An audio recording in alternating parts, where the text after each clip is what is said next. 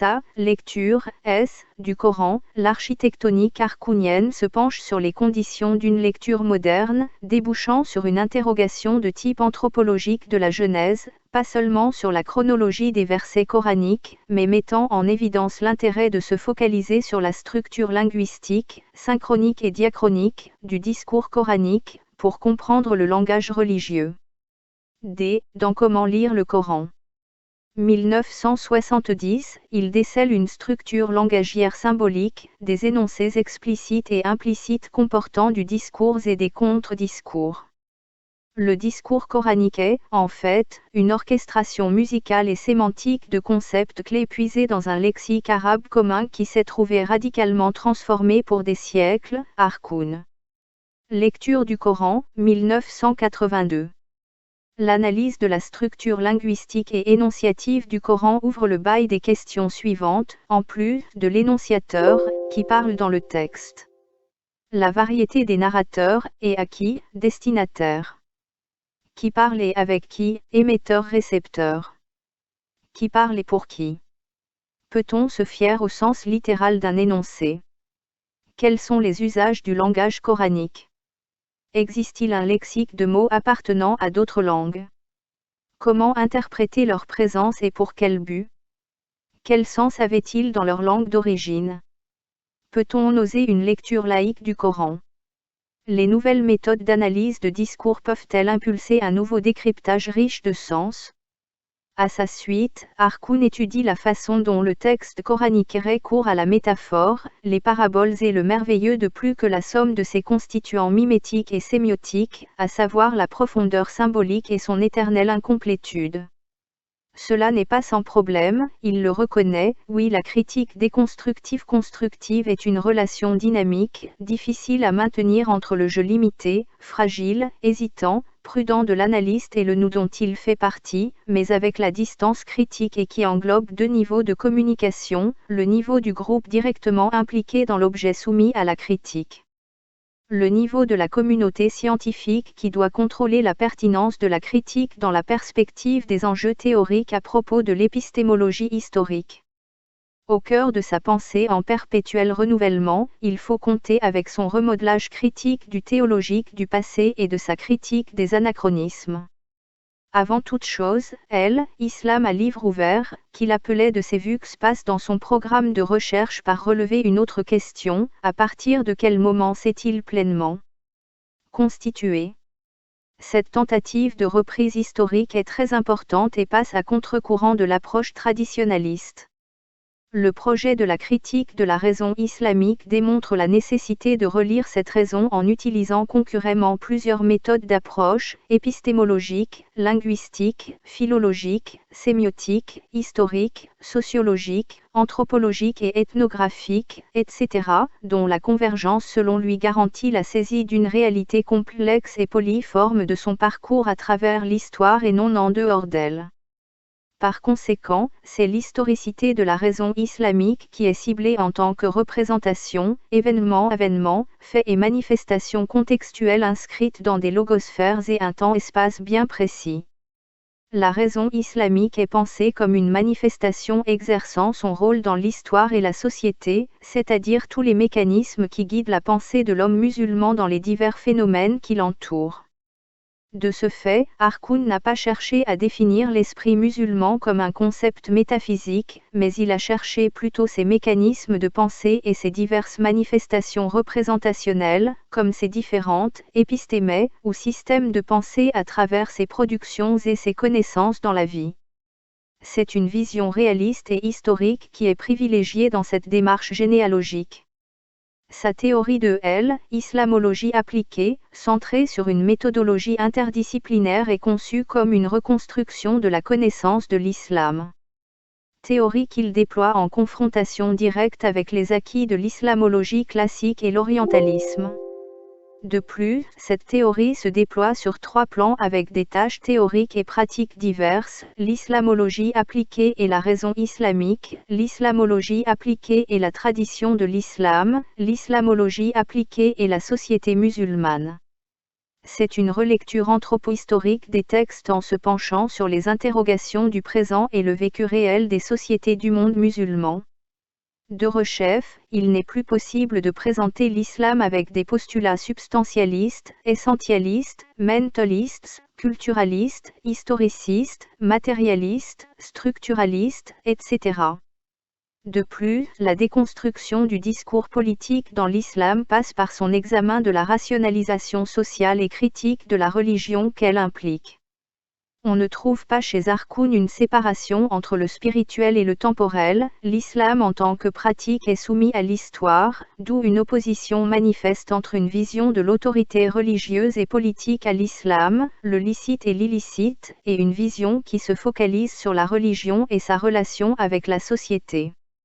La religion n'est pas en dehors de la société, elle est en relation directe avec sa condition sociale et on ne peut la comprendre sans elle. C'est la dialectique de ces deux niveaux qui est soulignée dans le projet de la critique de la raison islamique. Lecture nouvelle du Coran, il distingue trois niveaux qui se superposent et par lesquels la formation du Coran s'est constituée. A. La parole de Dieu. B. La transmission orale de cette parole de Dieu au prophète, le discours coranique.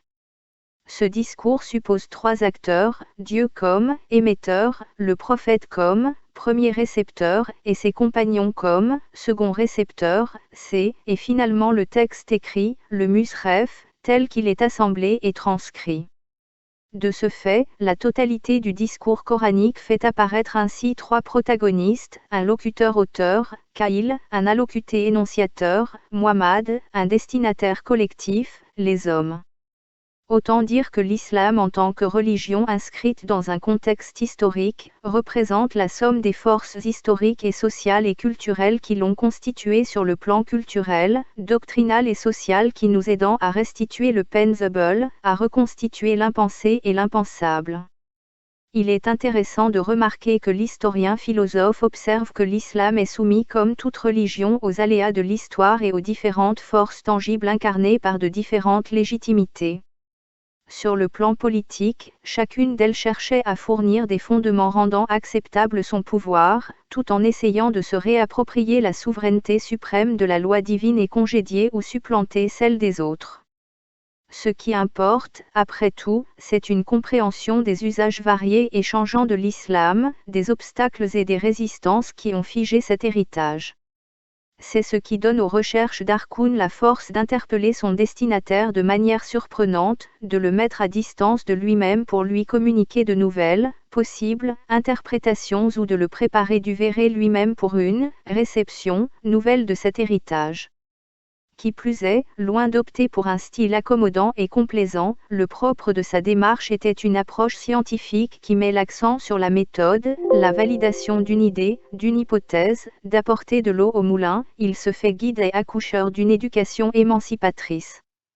En outre, peu importe le caractère surnaturel et transcendantal de la prophétie et de la révélation, ce qui prime chez lui, ce n'est pas le pourquoi, mais le comment, c'est les valeurs que véhicule le comportement de l'homme en vue des valeurs suprêmes, inconditionnelles qui importent.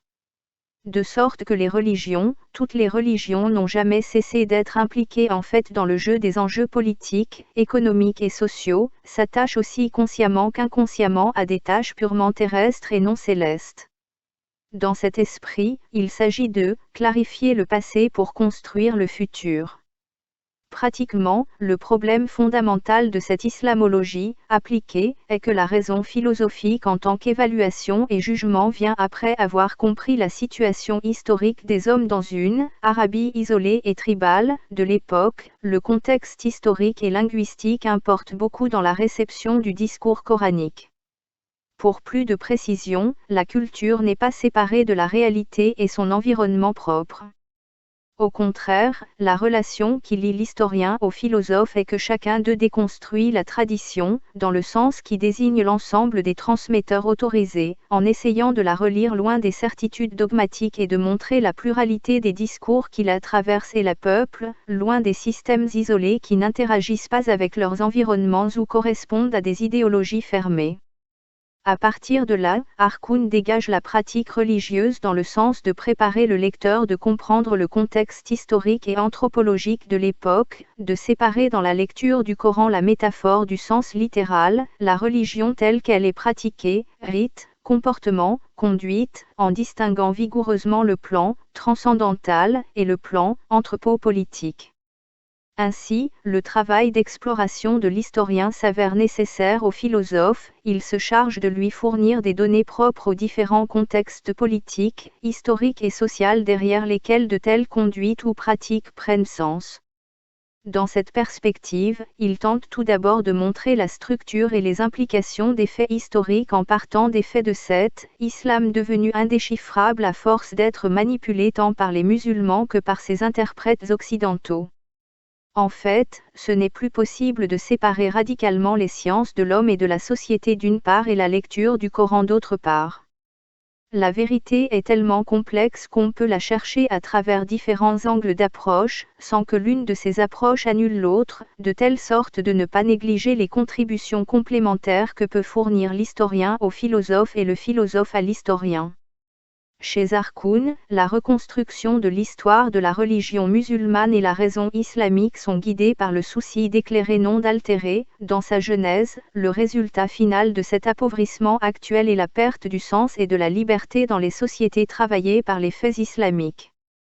En somme, ce qu'il cherche, c'est de mettre une mise en mots et une mise en scène, ce qu'il appelle la sociologie de l'échec, d'une œuvre humaniste comme celle d'Averroès, Ibn Rushd, d'Al-Jurjani ou d'Ibn Miskawayh et l'envahissement de la mytho-idéologie.